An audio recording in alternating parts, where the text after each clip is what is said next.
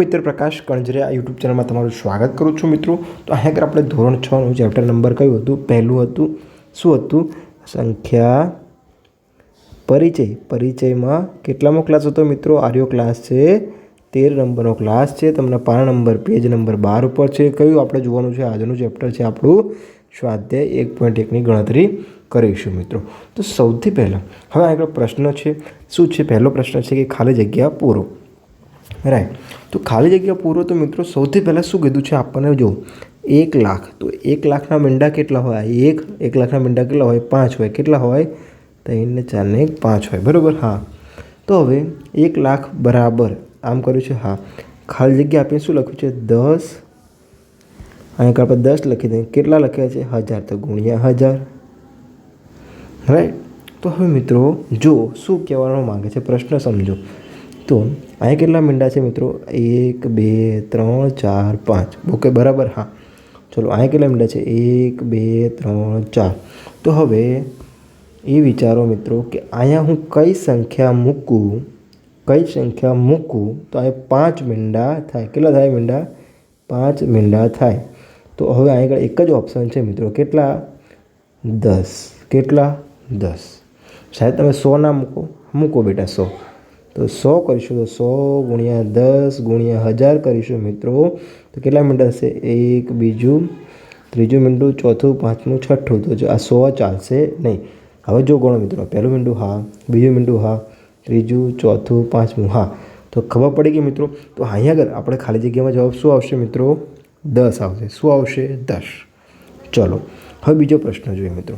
શું છે? 1 મિલિયન બરાબર ખાલી જગ્યા 100,000.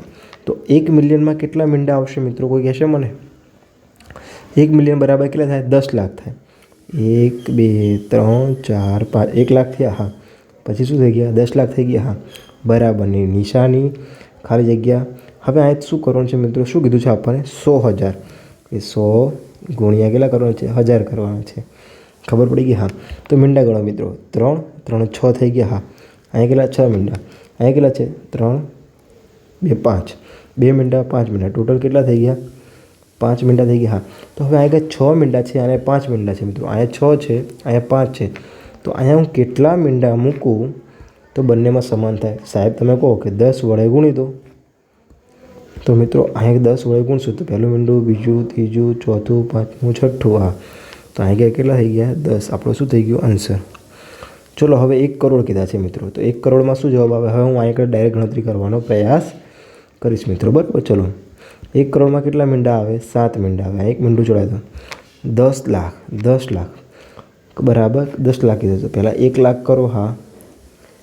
4 ને 5. 1 લાખ થઈ ગયા મિત્રો. હા. હવે 10 લાખમાં એક મીંડું વધી જાય. તો અહીંયા કઈ સંખ્યા છે? અહીંયા કેટલા? 7 મીંડા છે. અહીંયા 6 છે. અહીંયા 7 મીંડા છે. તો કઈ સંખ્યા વડે ગુણું? તો અહીંયા કેટલા વડે ગુણું? 10 વડે. એટલે કે એક મીંડું અહીંયા આવશે એટલે મિત્રો શું થશે? 7 મીંડા થઈ જશે. તો કેટલા વડે ગુણ્યા? 10 વડે. ચલો આ જવાબ પણ થઈ ગયો મિત્રો. ખૂબ જ સરસ. ચલો 1 કરોડ બરાબર ખાલી જગ્યા મિલિયન. 1 કરોડ બરાબર ખાલી જગ્યા મિલિયન. તો 1 કરોડ તો આપણે લખ્યા જ. હા. તો મિલિયનમાં કેટલા મીંડો આવે મિત્રો? મિલિયનનો મતલબ શું થાય? 10 લાખ જ થાય. કેટલો થાય? 10 લાખ જ થાય. 10 લાખના મતલબ કેટલા મીંડા થાય? 6 થાય. રાઈટ. ખબર પડી ગઈ મિત્રો. બરાબર. તો અહીંયા 10 વડે ગુણી દો એટલે કેટલા થઈ ગયા પાછા? એને જ છે. એ જ પ્રશ્ન પૂછ્યો છે. 10 લાખ કે 10 મિલિયન કે? ખબર પડી ગઈ મિત્રો. હા. 1 મિલિયન બરાબર ખાલી જગ્યા લાખ. તો 10 લાખ જ થાય ને મિત્રો. 1 મિલિયનમાં મીંડા કેટલા આવે? 10. કેટલા મીંડા આવે? 6 મીંડા આવે. 3 ને 3 6. 1 મિલિયન બરાબર કેટલા લાખ થાય? 10 લાખ જ થાય ને મિત્રો. કેવી રીતે ખબર પડી સાહેબ? જો સમજો બેટા. હવે જો અહીં સમજવાનો પ્રયાસ કરજો. આ કેટલા મીંડા છે? 3 ને 2 5 કેટલા થાય? 1 લાખ થાય. હા. 6 મીંડા કેટલા થાય? 10 લાખ થાય. ખબર પડી ગઈ? હા. તો કેટલા લાખ થયા? 10 લાખ થયા. કેટલા થયા? 10 લાખ. આટલી ખબર પડી ગઈ? હા. હવે ચલો પ્રશ્ન જુઓ. પ્રશ્ન નંબર કયો આવશે મિત્રો? આપણે જોઈએ પ્રશ્ન નંબર બીજો આવશે. શું આવશે? પ્રશ્ન નંબર બીજો. ચલો શું કહે છે મિત્રો? શાંતિથી સમજવાનો પ્રયાસ કરજો. શું છે આપણો પ્રશ્ન? યોગ્ય રીતે આપેલ અલ્પવિરામનો ઉપયોગ કરીને સંખ્યા મૂકો. ચલો હાલો મારા વિદ્યાર્થી મિત્રો. હવે તમારે શું કરવાનું છે? સંખ્યા લખવાની છે. 73 લાખ એટલે કે 73 લખ્યા. બરાબર 75,000 એટલે 75,000 લખ્યા 307 75,307. હવે મિત્રો આપણે કઈ પદ્ધતિ વાપરવાની છે? અલ્પવિરામની. હવે કંઈ આપણને કીધું નથી તો આપણે ભારતીય પદ્ધતિ વાપરી શકીએ મિત્રો. ચલો પહેલાં ક્યાં આવે? 3 મીંડે એટલે અહીં આગળ અલ્પવિરામ આવે, પછી 2 મીંડે. ખબર પડી ગઈ મિત્રો? જો આંતરરાષ્ટ્રીય કીધું હોય મિત્રો, આંતરરાષ્ટ્રીય તો શું આવશે? આ 3 મીંડે અહીંયા આગળ અલ્પવિરામ આવશે અને અહીંયા અલ્પવિરામ આવશે. બરાબર. ચલો તો આને શું કહેવાય? 7,37,000 શું કહેવાશે મિત્રો? હવે તમારે કોમેન્ટ બોક્સમાં કહેવાનું છે. શું કહેવાનું છે કોમેન્ટ બોક્સમાં? મને ખ્યાલ છે બેટા, પરંતુ આપણે થોડુંક આઉટ ઓફ બોક્સ સમજવાનું છે, રાઈટ? કારણ કે બધી વસ્તુ શીખવાડીશું, તમારું મગજ તમે વાપરી શકશો નહીં. ચલો હવે આનો પ્રશ્ન જોઈએ મિત્રો આપણે. ચલો શું કહે છે? 9,05,41,000 41 જ કીધા છે મિત્રો. તો શું આવશે? 9,05,41,000. ચલો અહીં 3 મીંડે પછી અહીં 2 મીંડે કરતા જજો. તો એવી જ રીતે મિત્રો હવે શું આવશે? 7 કરોડ આવશે. શું આવશે? 7,52,21,000. 7,52,21,302. રાઈટ. પહેલાં 3 મીંડા પછી 2 મીંડા. બરાબર. ચલો ડન. હવે જો બેટા 58 મિલિયન કીધા છે. કેટલા કીધા છે? 58,423,000.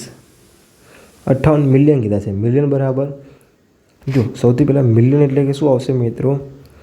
10 લાખની ગણતરીમાં આવશે. શું આવશે? 10 લાખની. તો કેટલા છે? 58. તો 58 ક્યાં આવશે મિત્રો? 50 વત્તા 8 લાખ કહેવાય. હા, ખબર પડી ગઈ. હવે તો શું આવશે મિત્રો? 58 લાખ 58 મિલિયન. રાઈટ.